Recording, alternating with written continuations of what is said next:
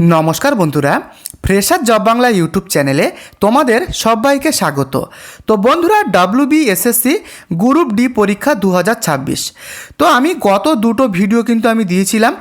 অনেক বন্ধুরাই কিন্তু আমাকে বারবার কমেন্ট করেছো, এই মেসেজগুলো বারবার করেছো, এই কমেন্টগুলো বারবার করেছো যে স্যার ইন্টারভিউতে কতজন ডাক পেতে পারে, ইন্টারভিউতে কি কি ধরবে, এই সম্পূর্ণ ডিটেলস কিন্তু এই ভিডিওতে আমি তোমাদের স্টেপ বাই স্টেপ ক্লিয়ার করে দেব। তাই অত্যন্ত গুরুত্বপূর্ণ ভিডিওটি হতে চলেছে, তোমরা শেষ পর্যন্ত দেখো। এবং ফাইনাল মেরিট লিস্ট কিভাবে এখানে তৈরি হবে, কতজন প্রার্থী এবারে গ্রুপ ডিতে পরীক্ষা দিয়েছে, শূন্যপদ কত রয়েছে ফ্রেশারদের, সম্পূর্ণ তথ্য আমি কিন্তু স্টেপ বাই স্টেপ তোমাদের ভিডিওতে দেখিয়ে দেব। অত্যন্ত গুরুত্বপূর্ণ আপডেট তোমাদের জন্য যারা এবারে গ্রুপ ডির পরীক্ষা দিয়েছো। তো বন্ধুরা, মূল ভিডিওতে যাওয়ার আগে তোমরা কোথা থেকে ভিডিওটি দেখছো, তোমার রিজিয়ান কোথায়, তুমি কোন রিজিয়ানে পরীক্ষা দিয়েছো, অবশ্যই আমাকে কমেন্ট করে লিখে জানিও। চ্যানেলে নতুন হলে চ্যানেলটিকে অবশ্যই সাবস্ক্রাইব করে ভিডিওটিকে লাইক করে দিও। তো চলো আমি পরবর্তী আপডেটে তোমাদেরকে দেখিয়ে দিই।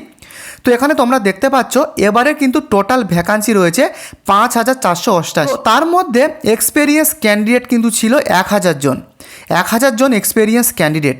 তো অনেকেই বলবে যে স্যার এক্সপেরিয়েন্স ক্যান্ডিডেটটা কি, তাদেরকে বলে দিই এর আগে 2016 সালে কিন্তু একটা এসএসসির পরীক্ষা হয়েছিল। তো সেই প্যানেলে কিন্তু প্রচুর দুর্নীতি হয়েছিল, ফলে কিন্তু সেই প্যানেলটা পুরোপুরি সুপ্রিম কোর্ট কিন্তু অর্ডার করে পুরো প্যানেলটাকে বাতিল করার। তো বুঝতে পেরেছো, সেই প্যানেলটা বাতিল হয়ে যায় এবং তারপরে কিন্তু যে সমস্ত জেনুইন ক্যান্ডিডেট ছিল তাদের কিন্তু এবারের গ্রুপ ডি পরীক্ষায় তারা বসার অনুমতি পায়। তো তারাই কিন্তু এক্সপেরিয়েন্স ক্যান্ডিডেট, অ্যাপ্রক্স কিন্তু ওই 1000 মতো এক্সপেরিয়েন্স ক্যান্ডিডেট কিন্তু রয়েছে। তো এবারে তোমরা বলবে যে ফ্রেশার ক্যান্ডিডেট কত। তো বন্ধুরা, এই এক্সপেরিয়েন্স ক্যান্ডিডেটরাই কিন্তু 5 নাম্বার করে এবারে পাবে, অর্থাৎ টোটাল কিন্তু 45 নাম্বারের উপরে এবারে কিন্তু তোমাদের কাট আপটা হবে, সেটা কিন্তু তোমরা কনফার্ম হয়ে যাও। এবারে কিন্তু এরা কিন্তু 5 নম্বর করে কিন্তু পাবে।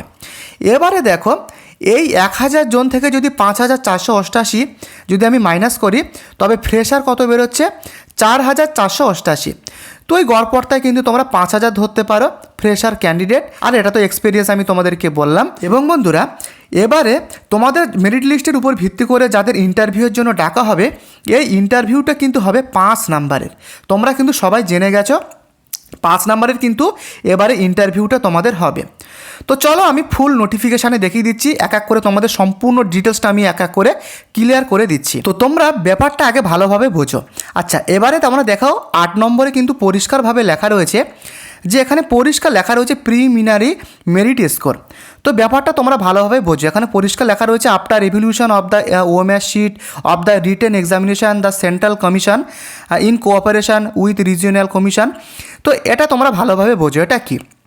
তো এখানে তোমাদের যে মেরিট লিস্ট, প্রিলিমিনারি যে মেরিট লিস্টটা তোমাদের তৈরি হবে, সেটা কিন্তু তোমাদের যে ওএমআর শিট, তোমরা যে রিটেন এক্সাম দিয়েছো, সেই রিটেন এক্সামের উপর ভিত্তি করে তোমাদের প্রিলিমিনারি কিন্তু মেরিট লিস্টটা প্রথমে তৈরি হবে।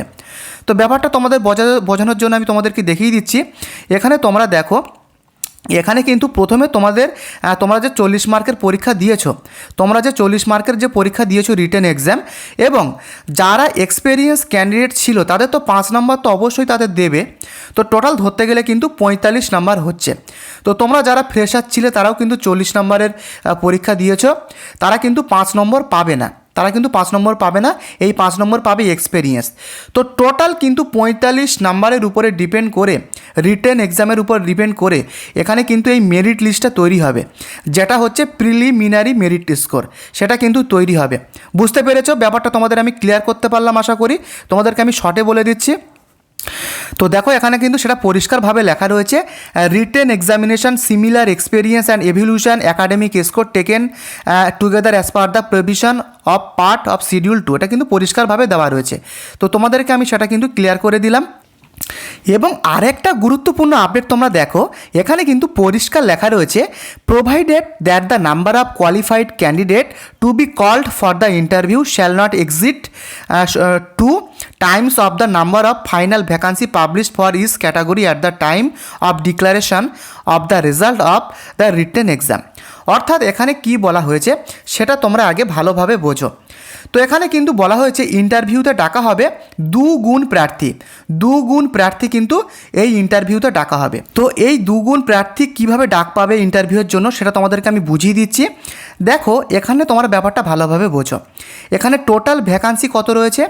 5488টি কিন্তু ভ্যাকান্সি রয়েছে। তো গ্রুপ ডি পদে কিন্তু 5488টি পদে কিন্তু নিয়োগ করা হবে। তো এখানে বলা হয়েছে দুগুণ প্রার্থীদেরকে ডাকা হবে ইন্টারভিউয়ের জন্য। অর্থাৎ তুমি এটাকে তোমরা গুণ করে ডবল করলে কিন্তু সামথিং ওই 10.5 থেকে প্রায় 11,000 মতো ক্যান্ডিডেট কিন্তু এবারে ইন্টারভিউয়ের জন্য ডাকবে। ইন্টারভিউয়ের জন্য কিন্তু 11,000 জনকে ডাকবে। বুঝতে পেরেছো? 11,000 জনকে কিন্তু ইন্টারভিউয়ের জন্য ডাকা হবে। তো এটাই কিন্তু দুগুণভাবে ইন্টারভিউয়ের জন্য ডাকা হবে, যেটা তোমরা পরিষ্কারভাবে দেখতে পেলে। এখানে কিন্তু তোমাদের অফিসিয়াল যে নোটিফিকেশান সেখানে কিন্তু পরিষ্কার বলেই দিয়েছে। তো এখানে কিন্তু তোমরা সেটা দেখতেই পেলে যে এক্সিট 2 দেখতেই পেলে। তো এবারে দেখে নাও কাট অফের ব্যাপারটা আমি তোমাদের ক্লিয়ার করি। দেখতে পাচ্ছ, the marks obtain by the last candidate to be called for interview in order of merit shall be referred to as the cut off marks for that category and attending the cut off. তো ব্যাপারটা কী বলতে চেয়েছে, ব্যাপারটা তোমরা ভালোভাবে বোঝো। তো তোমাদের যাদের ইন্টারভিউ ডাকা হবে তাদের কিন্তু কাট অফের উপর ভিত্তি করে ইন্টারভিউ ডাকা হবে। ব্যাপারটা আমি তোমাদেরকে এক্সপ্লেন করছি, ভালোভাবে তোমরা বোঝো। ধরো 1000 জন প্রার্থী এখানে তোমাদের 34 পেয়েছে, প্রায় 1000 জন প্রার্থী এখানে 34 পেয়েছে। তো বুঝতে পেরেছো? তাহলে কাট অফ কত হলো? 34। তাহলে কাট অফ কিন্তু দাঁড়াবে 34। এই 34-এর বেশি তোমরা যারা স্কোর করবে, নাম্বার যারা পাবে, ধরো তুমি যদি 34-এর বেশি যদি 35 পাও, তুমি যদি 36 পাও, অথবা তুমি যদি 37 পাও, তাহলে কিন্তু তোমাদেরকে ইন্টারভিউয়ের জন্য ডাকা হবে। তাহলে কিন্তু তোমাদের ইন্টারভিউয়ের জন্য কল দেবে, ইন্টারভিউয়ের জন্য ডাকা হবে। তো ব্যাপারটা তোমরা বুঝতে পেরেছো। এই কাট অফের ডিটেলসটা তোমাদেরকে আমি আশা করি বোঝাতে পেরেছি। তো এটা কিন্তু তোমরা ভালোভাবে যদি বুঝতে না পারো আবারও কিন্তু রিপিট করে দেখতে পারো। এবং এর সাথে সাথে আরেকটা গুরুত্বপূর্ণ জিনিস তোমরা দেখে নাও, পরিষ্কার কিন্তু এখানে লেখাই রয়েছে, provided further that if the preliminary merit score of the last candidate qualified for the interview be same for more than one candidate all such candidate, যেটা এখানে পরিষ্কারভাবে লেখা রয়েছে, same mark shall be call for interview. ব্যাপারটা তোমরা ভালোভাবে বোঝো। তো এখানে আমি তোমাদেরকে প্রথমেই বলেছি যে 11,000 জনকে ইন্টারভিউয়ের জন্য ডাকা হবে। এখানে কিন্তু তোমাদেরকে আমি প্রথমে সেটা বলেছি। তো 11,000 জনকে যদি ইন্টারভিউয়ে ডাকা হয়, ব্যাপারটা তোমরা বোঝো। তো আমি ধরলাম 11,000 জন ক্যান্ডিডেট এখানে তারা কিন্তু পেয়েছে কত? 34 নাম্বার পেয়েছে। 34 নাম্বার পেয়েছে কি 35 নাম্বার পেয়েছে, আমি তোমাদেরকে বোঝার সুবিধার্থে বলে দিই যে এখানে তারা 35 নাম্বার কিন্তু তারা পেয়েছে, যাদেরকে ইন্টারভিউয়ের জন্য ডাকা হবে। এবং আমি ধরে নিলাম লাস্ট আরও 20 জন কি 30 জন তারাও কিন্তু পেয়েছে কত? তারাও কিন্তু সেম নাম্বার পেয়েছে। ধরলাম তারাও 35 নাম্বার পেয়েছে। তো তাদের কি হবে? কারণ এখানে তো 11,000 জনকে ডাকা হবে, 11,000 জনকে তো ডাকা হবে, তো তার বেশি কিন্তু হয়ে যাচ্ছে। ধরলাম আরও 30 জন বেশি, অর্থাৎ 11,030 জন এখানে তাদেরও কিন্তু সেম নাম্বার। ব্যাপারটা আমি তোমাদের কি বোঝাতে পারলাম যে এক্সট্রা আরও 30 জন তারাও কিন্তু এই 11,000 জনের মতো সেম নাম্বার পেয়েছে, 35 নাম্বার পেয়েছে। তো এক্ষেত্রে কি বলেছে, ওই যে 30 জন যাদের সেম নাম্বার এই 11,000 জনের সাথে, তাদেরকেও কিন্তু ইন্টারভিউয়ের জন্য ডাকা হবে। সেটা কিন্তু পরিষ্কারভাবেই লেখা রয়েছে যে all such candidate obtaining same marks shall be called for interview. তো এখানে কিন্তু সেটা নোটিফিকেশানে বলে দেওয়া হয়েছে। তো তোমরা সেটা কিন্তু পরিষ্কারভাবে বুঝতেই পারলে, আশা করি আমি তোমাদের বোঝাতে পেরেছি। তো এই হচ্ছে কিন্তু মেন ব্যাপার, এটা কিন্তু তোমরা ভালোভাবে বুঝে নেবে। তো বন্ধুরা, এখানে কিন্তু কাট অফটা তোমাদের বিভিন্ন ক্রাইটেরিয়ার উপর ডিপেন্ড করে। তো কি ক্রাইটেরিয়া রয়েছে? তো প্রথমত যে ক্রাইটেরিয়া রয়েছে সেটা কিন্তু তোমার তুমি যে রিজিয়নে আবেদন করেছো সেই রিজিয়নে কিন্তু তার উপরে কিন্তু ডিপেন্ড করে। তোমার ক্যাটাগরি কি, তুমি এসসি না এসটি না কি ক্যাটাগরি, তার উপরে কিন্তু ডিপেন্ড করে। এবং তোমার জেন্ডার, তুমি মেল না ফিমেল, তার উপরেও কিন্তু এখানে ডিপেন্ড করে যে এখানে কাট অফটা। বুঝতে পেরেছো? কাট অফটা কিন্তু এর উপরেও কিন্তু ডিপেন্ড করে। তো এটা কিন্তু তোমরা মাথায় রাখবে। এবং 10 নম্বরে তোমরা দেখো, এখানে কিন্তু পরিষ্কারভাবে একটা লেখা রয়েছে। তো তোমাদেরকে আমি বলে দিচ্ছি, the central commission shall be the basis of the marks obtain in the preliminary merit score and marks obtain in the interview. তো এখানে তোমাদের মেরিট লিস্টটা কীভাবে তৈরি হবে সেটা আগে তোমরা ভালোভাবে বোঝো। তো এখানে তোমরা যারা প্রিলিমিনারি পরীক্ষা দিয়েছো এবং তোমাদের যাদের ইন্টারভিউর নম্বর ভালো রয়েছে, তার উপর ভিত্তি করে ফাইনাল মেরিট লিস্ট এখানে কিন্তু তৈরি হবে। ফাইনাল মেরিট লিস্ট কিন্তু এখানে তোমাদের তৈরি হবে। বুঝতে পেরেছ? এই মেরিট লিস্ট অনুযায়ী কিন্তু তোমাদেরকে এখানে কিন্তু সিলেক্টেডটা করা হবে, সেটা কিন্তু এখানে বলতে চেয়েছে। তো এর আগে বোঝো, তো তারপরে বোঝো এখানে পরিষ্কারভাবে দেওয়া রয়েছে, দেখো ইয়েতে বলা রয়েছে a region wise panel of candidate formed in terms of the provisions of part A schedule 2 found fit. এটা তোমরা ভালোভাবে বুঝে নাও। এখানে কি বলেছে, প্রতিটি রিজিয়ন অনুযায়ী কিন্তু এখানে প্যানেল লিস্ট তৈরি হবে। বুঝতে পেরেছো? প্যানেল লিস্ট কিন্তু তৈরি হবে। ওই প্যানেলে ঠিক যতগুলো ভ্যাকান্সি আছে ঠিক ততজনের নাম কিন্তু থাকবে। বুঝতে পেরেছো? ওই রিজিয়নে যদি আমি ধরো একটা এক্সাম্পল দিই, যদি 100 জনের নাম থাকে সেক্ষেত্রে কিন্তু ওই প্যানেলে 100 জনের নাম থাকবে। তো ব্যাপারটা তোমরা আশা করি ক্লিয়ার করতে পেরেছো। এবং যাদের নাম থাকবে না, অর্থাৎ ওই মেরিটের কাছাকাছি যাদের নাম্বার বলো বা যা ইন্টারভিউর যে নাম্বার থাকে বা টোটাল যে স্কোর থাকে সেটা যদি ওই প্যানেলের মেরিট লিস্টের কাছাকাছি থাকে তাদেরকে কিন্তু ওয়েটিং লিস্টে রাখা হবে। অপশান বিতে সেটা পরিষ্কার লেখা রয়েছে, a waiting list comprising the candidates not in the panel but in the merit list prepared as per this sub rule. বুঝতে পেরেছো? ওই মেরিট লিস্টের কাছাকাছি যাদের নাম্বার থাকবে তাদেরকে কিন্তু ওয়েটিং লিস্টে রাখা হবে। তো এটাই কিন্তু পরিষ্কারভাবে বলে দেওয়া হয়েছে। এবং তোমরা দেখে নাও সবথেকে গুরুত্বপূর্ণ যেটা, সবথেকে ইম্পর্টেন্ট এবং গুরুত্বপূর্ণ 11 নম্বর, এটা তোমরা ভালোভাবে বোঝো।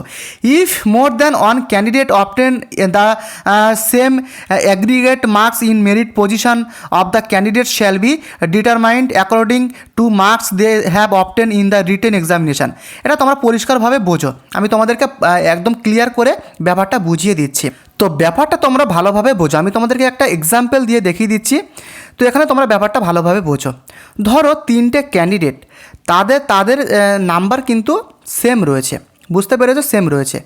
ধরো একজনের রাহুলের রয়েছে, তার কত নাম্বার, তার রয়েছে কত না 37।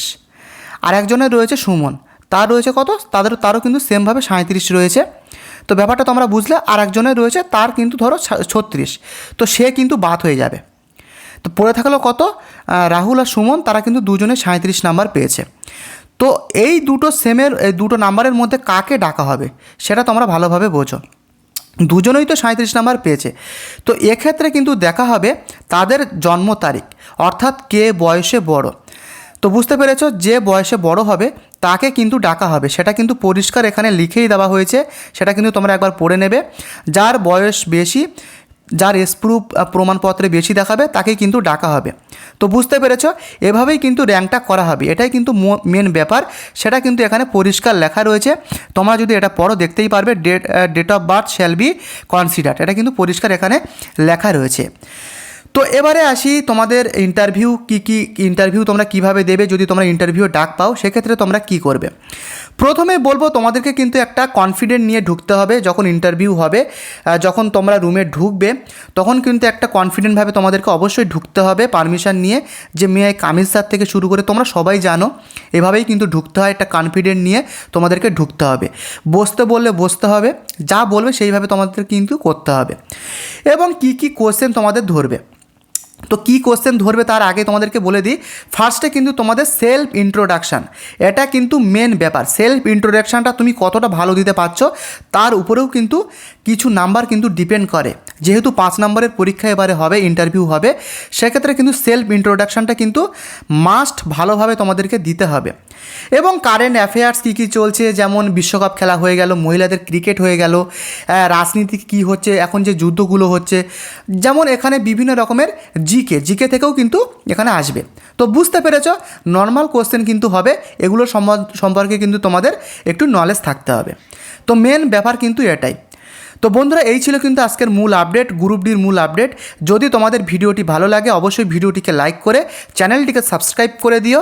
এবং কোন কথা থেকে ভিডিওটি দেখছো, তুমি কোন রিজিয়নে এবারে পরীক্ষা দিয়েছো অবশ্যই কমেন্ট করে লিখে জানিও। দেখা হচ্ছে নেক্সট আপডেটে। ধন্যবাদ।